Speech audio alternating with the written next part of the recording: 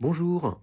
Qui a découvert le premier nanotube? Vous allez voir, la réponse est sidérante. Alors le nanotube, c'est ce truc-là, vous savez, c'est un tube fait uniquement d'atomes de carbone qui est le tube le plus fin au monde, quelques nanomètres de diamètre seulement. En général, on attribue sa découverte au japonais Sumio Iijima, c'est lui là, qui en 1991 découvre des petits tubes comme ça par microscopie électronique. Et il se rend compte que c'est des tubes comme ça de carbone, alors avec plusieurs parois. Et 2 ans plus tard, en 93, il republie un article dans Nature où cette fois-ci il arrive à trouver des nanotubes avec une seule paroi. Et c'est dans cet article d'ailleurs qu'il invente le mot nanotube. Alors le nanotube à une couche, c'est clair que c'est Iijima le découvreur. Mais pour les nanotubes à multicouches, c'est une toute autre histoire. Il y a 2 Russes en 1952, Radushkevich et Ludianovich, qui avaient déjà mesuré avec un microscope électronique des espèces de tubes un peu bizarres, regardez-les. Et si on mesure la taille sur la photo et la transparence des tubes, c'était très probablement des nanotubes multiparois eux aussi. Et c'est d'ailleurs probablement ça qui fait que Iijima n'a toujours pas eu le prix Nobel. Mais le truc sidérant arrive maintenant. En 2020, en Inde, on fait des fouilles archéologiques et on découvre ça, là, vous voyez, c'est des espèces de poteries.